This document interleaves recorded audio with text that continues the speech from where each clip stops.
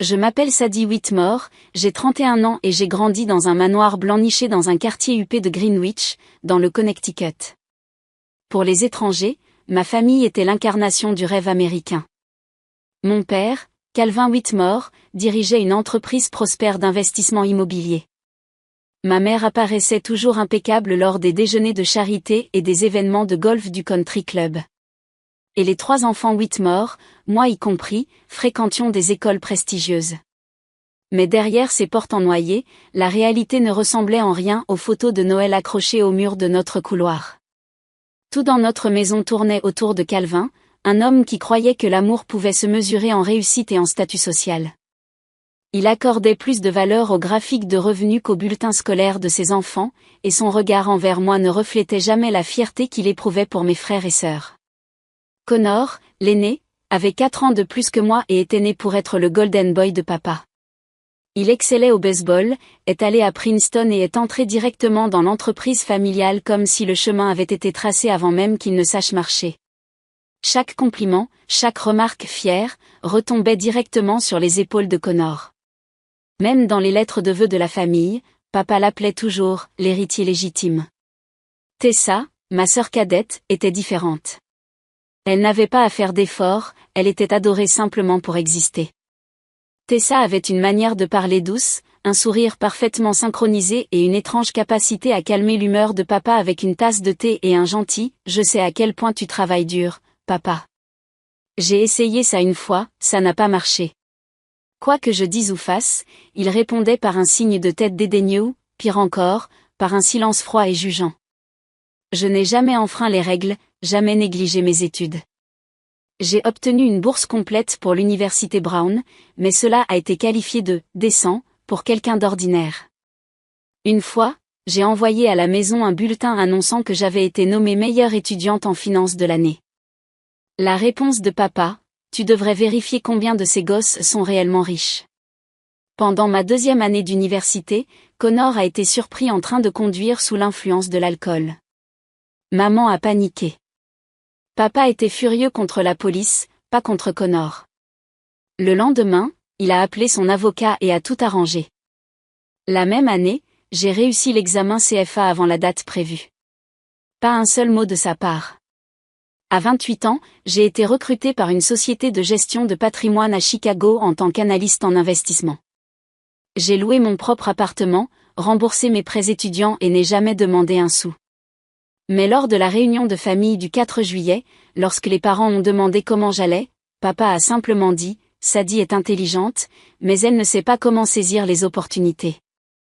Elle essaie toujours de tout faire à sa manière. » Puis il s'est vanté de la dernière acquisition par Connor d'une tour commerciale, bien que tout le monde sache que la majeure partie du financement provenait du fonds fiduciaire de papa. Tessa, quant à elle, travaillait comme assistante marketing pour une marque de beauté de luxe. Son travail consistait principalement à assister à des événements et à publier sur les réseaux sociaux, mais papa disait à ses amis qu'elle dirigeait les opérations mondiales de la marque. Et moi, je venais d'aider mes clients à réaliser une croissance de près de 17% sur un marché volatile, mais ils m'appelaient « notre petite fille de la finance ». Plus je vieillissais, plus il devenait clair que mes efforts étaient toujours éclipsés par son favoritisme inné. Je n'étais pas comme Connor, l'incarnation de ses ambitions. Je n'étais pas comme Tessa, celle qui le faisait se sentir adoré. J'étais celle du milieu, traitée comme un personnage secondaire dans un drame familial qu'il dirigeait. Et lentement, j'ai commencé à comprendre, son indifférence n'avait jamais été due au fait que je n'étais pas assez bien. C'était parce que, depuis le début, je n'avais jamais été le personnage principal de son histoire. J'ai déménagé à New York à 29 ans, avec 2 valises, un vieil ordinateur portable et suffisamment d'économies pour couvrir un mois de loyer à Brooklyn. Contrairement à Connor, je n'avais pas de fonds de démarrage ni de lettre de recommandation de papa. J'ai commencé par envoyer plus d'une centaine de candidatures d'emploi, la plupart sont restées sans réponse. Mon premier emploi a été celui d'analyste dans une petite société financière privée comptant seulement 3 personnes dans un bureau poussiéreux du 3e étage du quartier de Flatiron. Je travaillais 12 heures par jour et j'étudiais pour ma certification CFP le week-end. Personne ne mentionnait mon nom lors des réunions de famille, mais les chiffres ont commencé à parler. 18 mois plus tard, une société de gestion de fonds plus réputée s'est intéressée à moi. 1 an plus tard, je suis passé chez Knox & Brewster Capital, dont le siège social se trouvait au 62e étage d'une tour de verre de Manhattan. Le premier jour où je suis entré dans ce bâtiment, je me suis demandé si papa, en voyant cet endroit, serait fier. Chaque promotion dans ma carrière, d'analyste à gestionnaire de portefeuille puis à vice-présidente, je l'ai gardée pour moi. Je n'ai rien publié en ligne, je n'en ai pas parlé à mes proches, je n'ai pas appelé à la maison pour me vanter. Mais intérieurement, je n'étais pas en paix.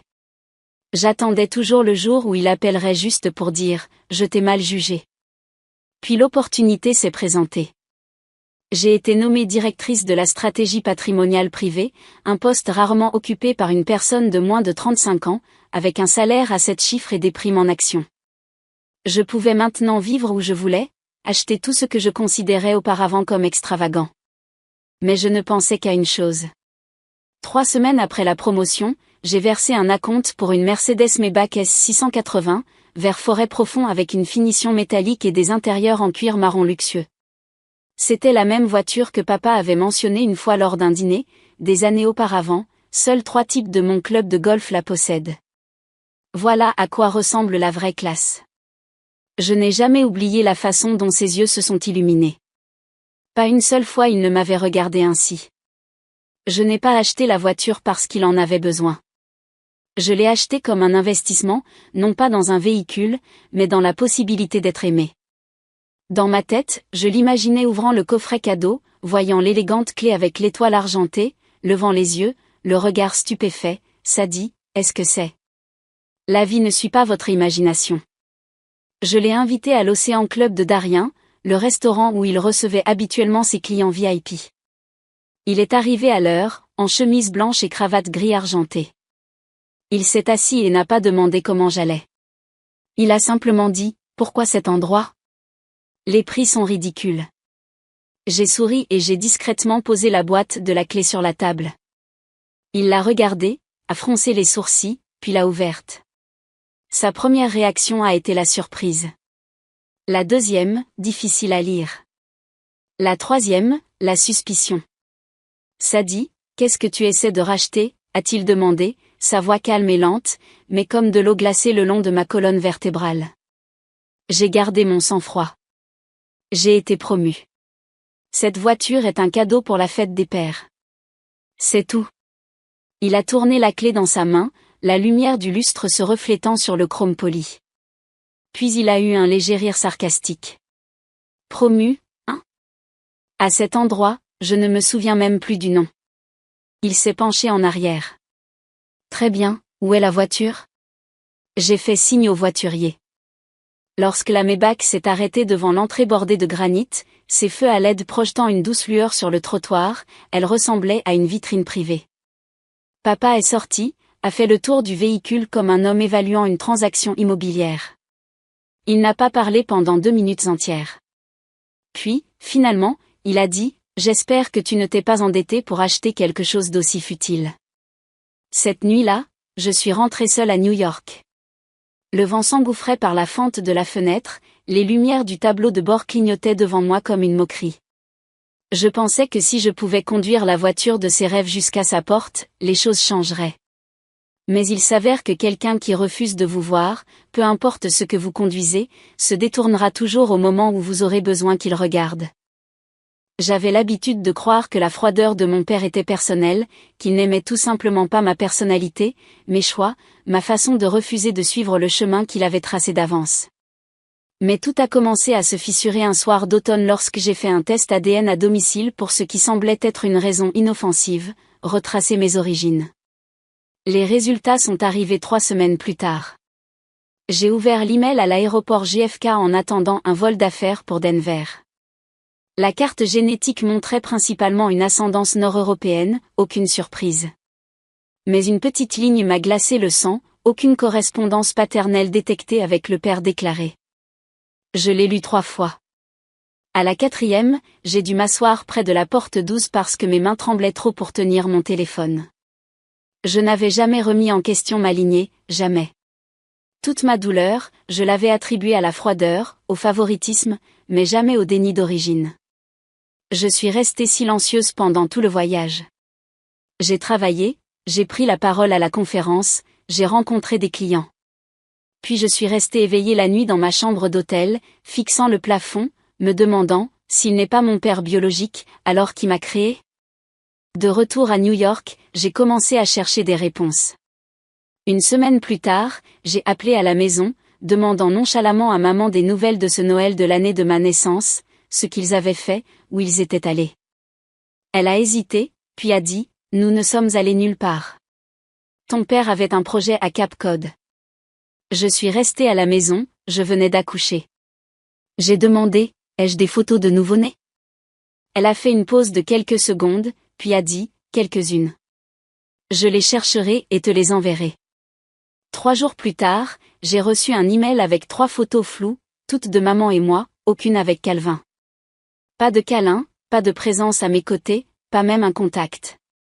J'ai commencé à avoir l'impression de marcher dans une maison familière où chaque objet avait été remplacé, chaque petit détail me faisait douter davantage. Quelques jours plus tard, alors que je récupérais des papiers à la maison pour les dossiers de charité de fin d'année de maman, j'ai attendu qu'il quitte le bureau. Je suis entrée dans son bureau.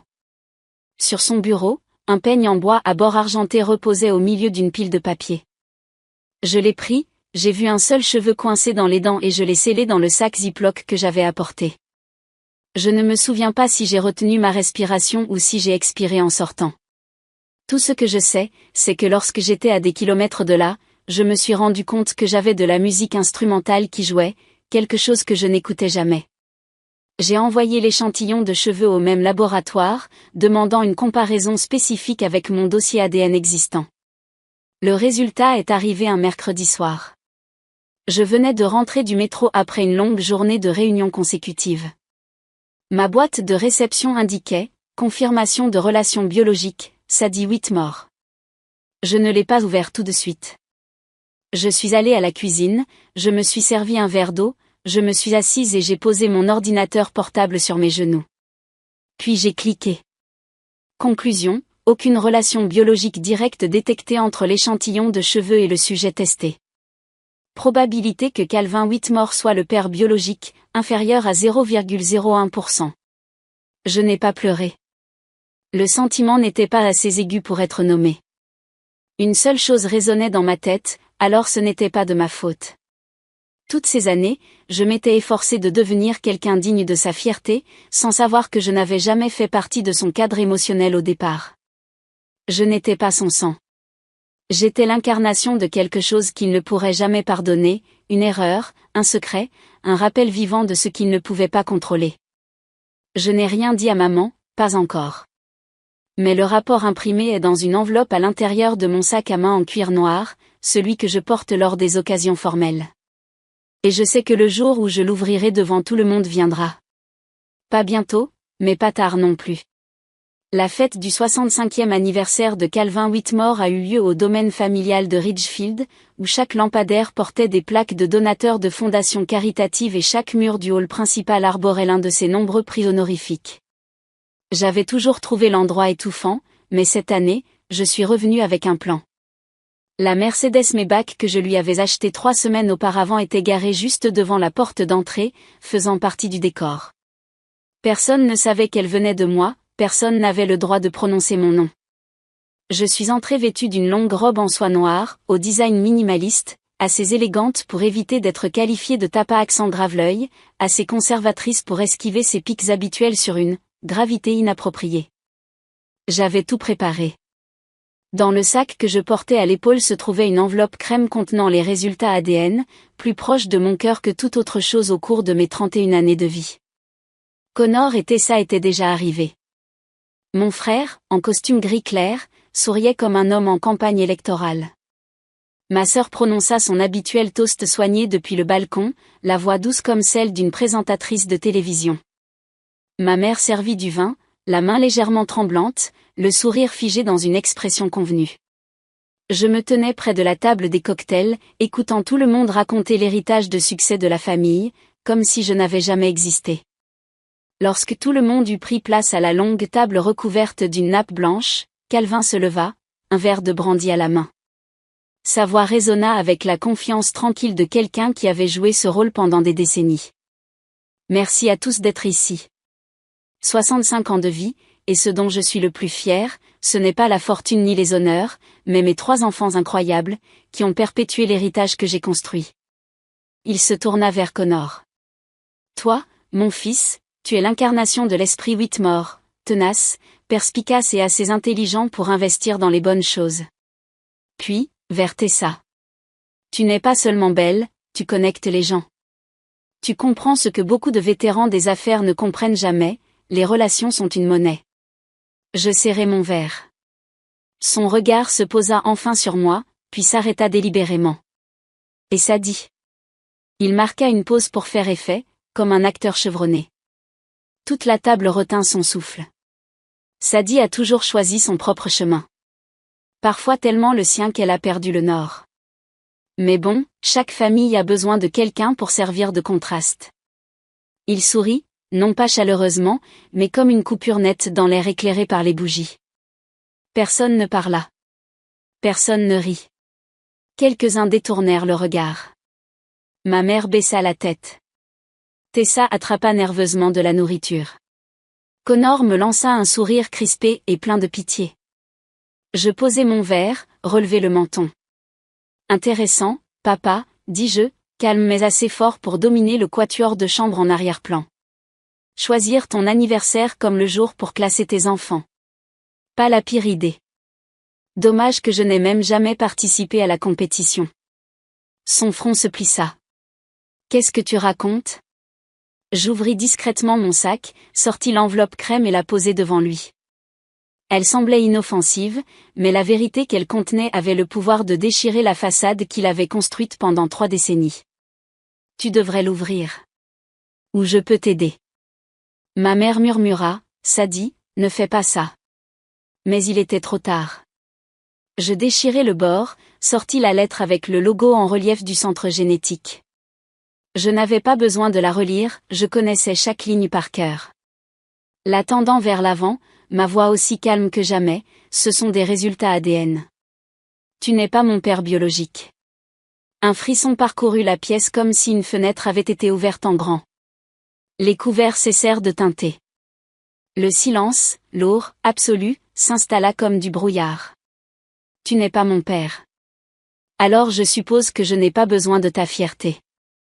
Je le regardai dans les yeux. Et je n'ai certainement pas besoin d'être traité de raté par un homme qui n'a jamais eu le droit de se dire mon père. Je me levai. Tous les regards me suivirent alors que je longeais la table drapée de blanc. À la porte, je me retournai. Ah, et la Maybach dehors, c'était la mienne. Achetée avec le salaire d'une fille de la finance sans but. Ne laisse pas les clés dans la poche de ton manteau. Je la reprends. Je sortis, mes talons frappant le sol en pierre comme les notes finales d'une ouverture qui attendait depuis longtemps un changement de décor. Derrière moi, le silence. Devant moi, une haute grille en fer, déjà ouverte.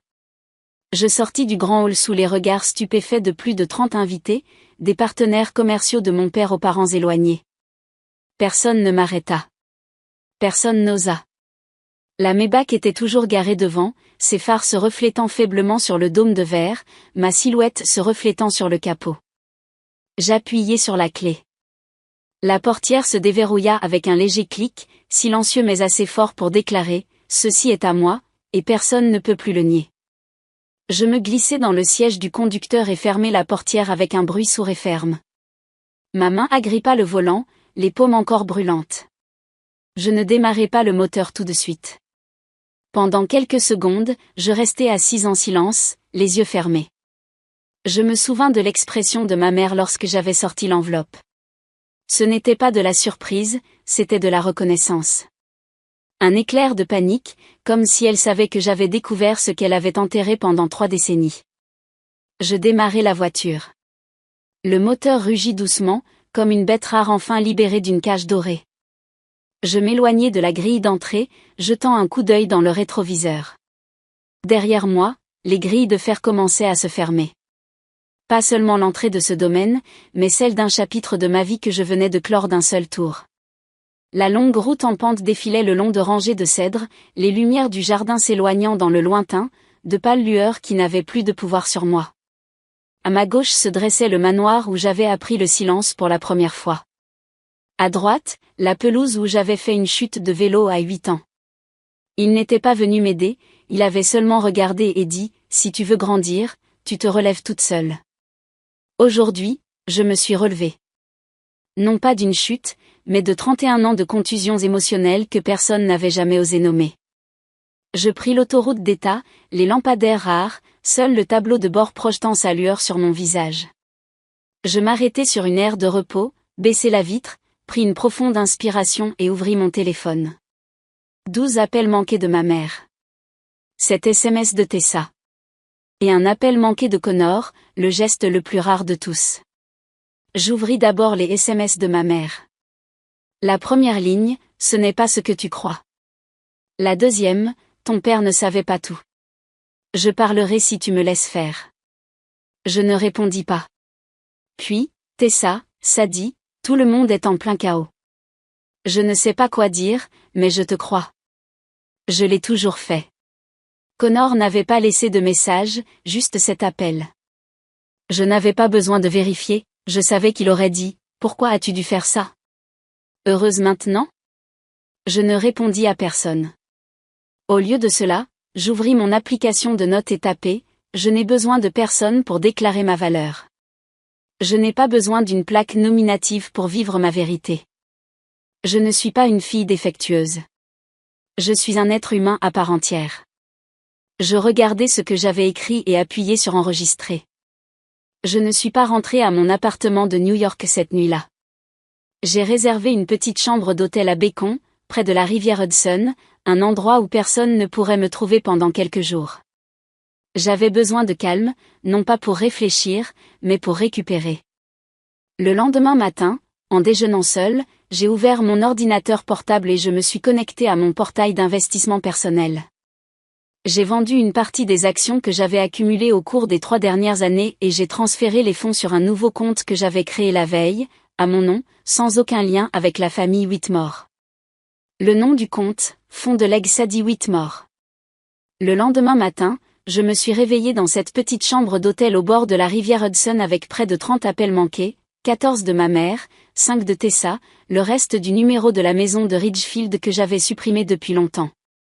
Pas un seul de mon père. Rien de Connor. Je me suis versé une tasse de thé noir et je suis sortie sur le balcon. Le froid matinal m'a dégrisé plus vite que la caféine n'aurait jamais pu le faire. En écoutant le premier message vocal, la voix de ma mère a traversé le haut-parleur, cassé, comme si elle essayait de parler à travers une tempête. Sadie, s'il te plaît, écoute-moi. C'est quelque chose que j'aurais dû te dire il y a longtemps. Je me suis figée, le dos appuyé contre la vitre, le téléphone serré contre mon oreille. Le nom de ton père biologique était Michael Reese. Je l'ai rencontré lors de ma dernière année à Wellesley. Il étudiait l'ingénierie à Dartmouth. Doux, gentil, et rien à voir avec le monde que tes grands-parents avaient prévu pour moi. Elle marqua une longue pause avant de continuer. Nous avons été amoureux pendant plus d'1 an. Mais quand j'ai découvert que j'étais enceinte, il venait de recevoir une bourse de recherche de 3 ans en Italie. Je ne lui ai pas dit. À l'époque, mes parents organisaient mes fiançailles avec ton père, enfin, avec Richard. Je me mordis la lèvre. Le choc n'était pas aussi vif que la nuit précédente, mais quelque chose me faisait encore mal, comme réaliser qu'on a perdu un os que son corps s'était habitué à porter. Richard a toujours su que tu n'étais pas de lui. Je le lui ai dit dès le début. Il a dit que ça n'avait pas d'importance, qu'il voulait une famille et qu'il accepterait tout de mon passé. Je l'ai cru. Autre pause. Mais une fois que tu es né, il est devenu distant. Il ne te touchait pas. Il ne t'a jamais bercé pour t'endormir. Il te regardait comme une dette que j'avais contractée. Je fermais les yeux. L'air était plus froid, mais je ne rentrais pas. J'avais besoin de tout entendre. J'ai eu tort, Sadie. J'ai eu tort de me taire, de te laisser grandir en pensant que tu devais mériter l'amour. J'ai vu la façon dont il se moquait de toi, Comment il louait qu'Honor était ça tout en feignant que tu n'existais pas, comme si tu étais une égratignure sur le marbre qu'il polissait. Je pensais que je serais en colère, mais ce que je ressentis fut du vide. Son dernier SMS disait, « Si tu es d'accord, j'aimerais te voir. » Non pas pour expliquer, mais pour m'excuser. En tant que personne, pas en tant que mère. Je ne répondis pas, mais au fond de moi, je savais déjà que j'irais. 3 jours plus tard, j'ai choisi un petit café à Dobb Ferry, à environ 1 heure de Manhattan. Je suis arrivée en avance. Ma mère, Margot Whitmore, est entrée vêtue d'un simple pull marron. Son visage était nu, sans le vernis qu'elle portait au gala. Elle avait l'air réelle. Elle s'est assise en face de moi, serrant son thé avant de lever les yeux. « Merci d'être venue. » Je n'ai rien dit. Je l'ai laissé parler. « Tu lui ressembles », commença-t-elle, la voix tremblante. « Ta façon d'observer les gens, ta façon de te taire quand tu n'acceptes pas quelque chose. Tu n'as pas le sang de Richard, ni aucune de sa cruauté en toi. » Je la regardai dans les yeux. « Pourquoi m'as-tu laissé grandir dans cette maison ?» Elle ne détourna pas le regard. « Parce que j'étais faible. J'avais peur. Peur que la vérité ne détruise tout. Peur qu'il nous mette à la porte. Peur de perdre la coquille parfaite dont je pensais qu'elle pourrait te protéger. Mais j'avais tort. C'est cette coquille qui t'a fait le plus de mal. » Je n'ai pas pleuré. J'ai hoché lentement la tête. Sais-tu que je souhaitais autrefois être née dans un foyer normal, un foyer où personne ne se souciait de mon classement ou de savoir si je méritais de m'asseoir à la table principale? Elle hocha la tête, ses yeux maintenant brillants. Je sais. J'ai serré les mains autour de la tasse. J'ai passé presque toute ma vie à essayer d'être quelqu'un dont il pourrait être fier. Mais maintenant, je comprends. Ce n'était pas que je n'étais pas assez bien. C'était qu'il ne pouvait rien aimer qui ne soit pas à lui. Margot pleura. Pas fort, pas théâtralement. Juste 2 lignes silencieuses glissant sur ses joues. J'espère qu'un jour tu pourras me pardonner. Pas aujourd'hui, mais un jour. J'ai pris une profonde inspiration et j'ai posé ma main sur la table. Je ne le promets pas. Mais aujourd'hui, j'ai écouté. Et c'est suffisant pour un début.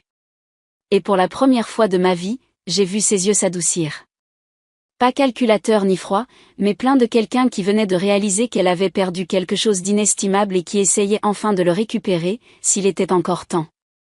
1 semaine après avoir rencontré ma mère, j'étais assise dans mon appartement de Tribeca, les mains sur le clavier, fixant une page à moitié blanche sur l'écran. C'était un brouillon de mail, le destinataire déjà renseigné, michael.rees@engineering.com. J'ai réécrit la première ligne au moins 8 fois. Finalement, j'ai laissé un message court et brutalement honnête, « Je m'appelle Sadie Whitmore. Je crois que vous êtes mon père biologique. Si vous êtes disposé à parler, je vous en serai profondément reconnaissante. Ci-dessous, mon numéro de téléphone et mon adresse email. Aucune pression, juste la vérité et une demande respectueuse de connexion si vous le souhaitez. » Et j'ai signé. J'ai appuyé sur envoyer et j'ai fermé l'écran. Aucune attente, aucune préparation émotionnelle pour une réponse. Mais 3 jours plus tard, alors que je quittais le bureau, j'ai reçu un appel d'un numéro inconnu avec un indicatif régional 415, San Francisco. Sadie, une voix masculine, rauque et calme, teintée de surprise mais pas de panique. Oui, c'est moi. C'est Michael Rees. Je me suis figée dans le couloir, les pieds rivés au sol. Une pause suffisamment longue pour que les battements de mon cœur résonnent dans mes oreilles. J'ai lu votre email, je ne sais vraiment pas par où commencer, a-t-il poursuivi. Mais si vous êtes d'accord, je serai à New York la semaine prochaine pour une conférence d'ingénierie à Midtown. Peut-être pourrions-nous nous rencontrer pendant 1 heure. J'ai hoché la tête, oubliant qu'il ne pouvait pas me voir. J'aimerais bien. Nous nous sommes rencontrés un mercredi après-midi au café de l'hôtel Park Central. Je suis arrivée 10 minutes en avance, et il est entré juste au moment où l'horloge murale sonnait 17 heures. Grand, cheveux poivre et sel, fines lunettes à monture noire. Il ne ressemblait pas à Richard, qui se comportait toujours comme s'il allait passer en direct sur CNBC. Michael avait l'air calme. Il y avait quelque chose d'étrangement familier en lui. Je me suis levée. Il m'a regardé, ses yeux se sont adoucis, ralentis, comme s'il voyait quelque chose de connu autrefois, de perdu autrefois, maintenant soudainement retrouvé. Vous ressemblez à votre mère, dit-il doucement. Puis il ajouta une phrase qui me serra la gorge, mais les yeux, ce sont les miens. Nous avons parlé pendant 2 heures. Personne n'a pleuré. Aucune attente n'a été fixée. J'ai parlé de moi, de mon travail, de mon enfance. Il m'a parlé de l'entreprise d'ingénierie qu'il avait construite à partir de rien, des 3 enfants qu'il avait élevés, maintenant adultes, et de la façon dont il n'avait jamais su que j'existais. Quand je suis partie pour l'Italie, j'ai laissé une lettre de rupture. Votre mère n'a jamais rien dit sur le fait d'être enceinte, dit-il lentement. Si j'avais su, je serais revenue, quoi qu'il arrive. Je l'ai cru. D'une manière étrange et silencieuse qui n'avait besoin d'aucune preuve. Depuis lors, nous sommes restés en contact, SMS hebdomadaires, appels vidéo quand il avait le temps. Le mois suivant, je me suis envolée pour San Francisco. J'ai rencontré sa femme. J'ai rencontré 2 de ses 3 enfants, Sam et Carly, qui m'ont accueilli non pas avec suspicion, mais avec curiosité et chaleur. Je ne les appelle pas famille, mais c'est le début de quelque chose qui n'est pas lié à la douleur. Quant au Whitmore, je ne suis pas retournée au domaine de Ridgefield depuis que j'ai déposé ce résultat de test ADN sur la table du dîner. Connor a envoyé un long email furieux me reprochant d'avoir terni la réputation de papa devant des partenaires clés. Je n'ai pas répondu. Je l'ai laissé se perdre dans mes archives, comme tant d'attentes non satisfaites auparavant.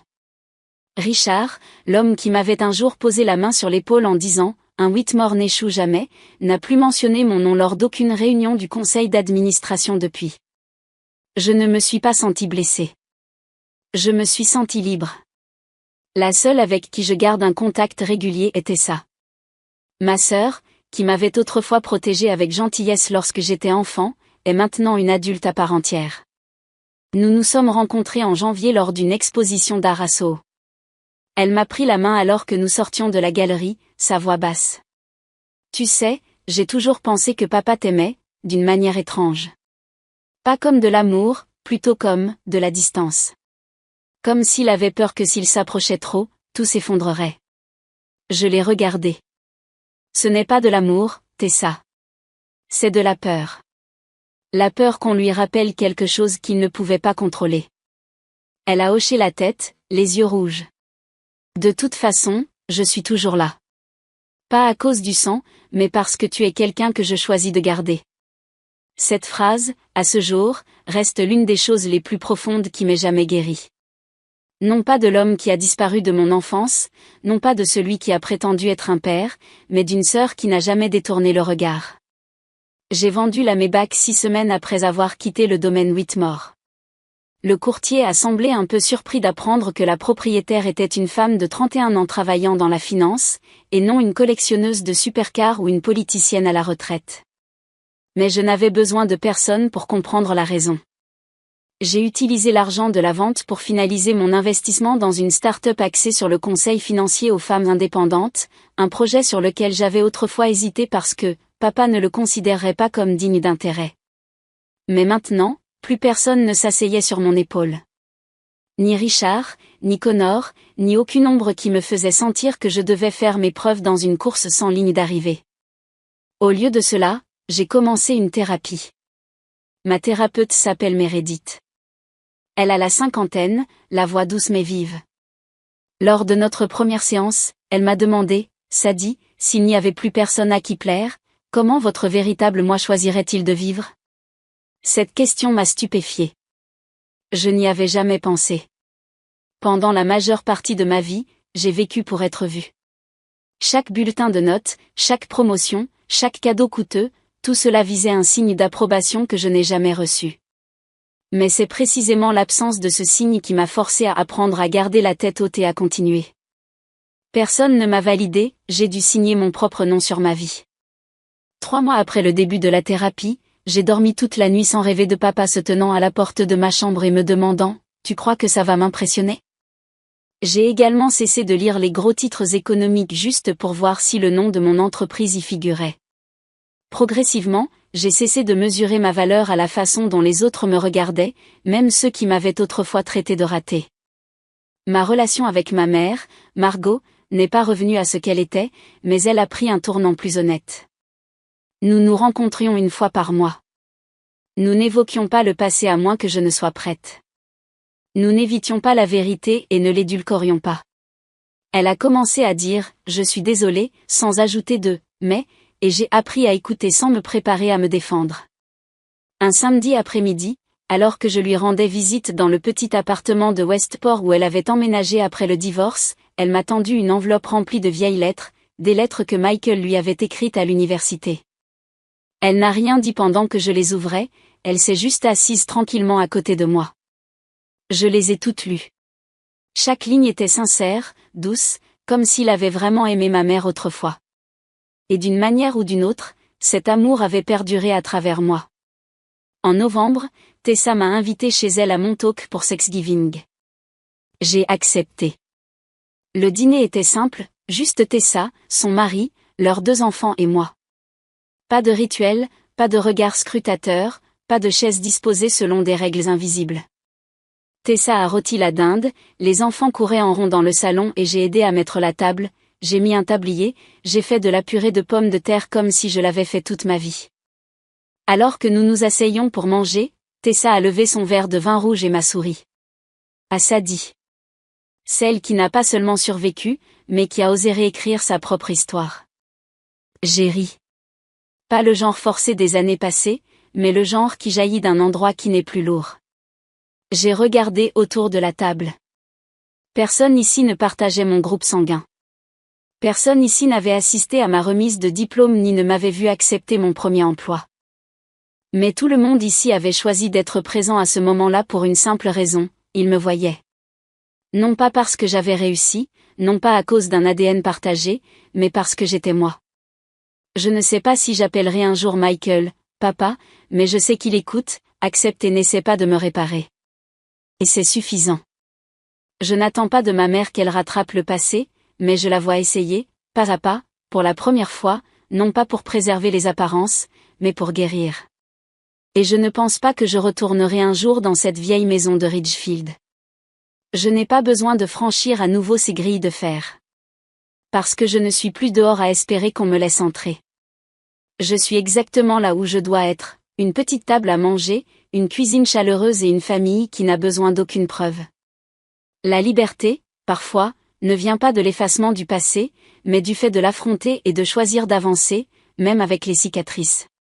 Et grandir, c'est peut-être la première fois que l'on sourit, non pas pour quelqu'un d'autre, mais parce qu'on a cessé d'essayer d'être aimé et qu'on a commencé à vivre comme si on le méritait depuis le début. L'histoire de Sadie est un puissant rappel que la gentillesse et les efforts ne devraient jamais devenir une monnaie d'échange pour obtenir l'amour de ceux qui n'ont jamais eu l'intention de le donner. Lorsque les vérités enfouies deviennent un fardeau trop lourd à porter, choisir de les affronter et de sortir de l'ombre des attentes est l'acte le plus courageux de tous. Dans la vraie vie, si vous avez déjà vécu uniquement pour être validé, souvenez-vous de ceci, votre valeur n'est pas définie par le regard de quelqu'un d'autre. Elle réside dans le moment où vous vous choisissez vous-même, même si cela vous coûte un chapitre entier de votre passé. Que pensez-vous du parcours de Sadie ? A-t-elle été trop dure ou a-t-elle simplement revendiqué ce qu'elle méritait depuis toujours ? Partagez vos réflexions ci-dessous et n'oubliez pas de suivre la chaîne pour d'autres histoires puissantes sur la famille et la découverte de soi.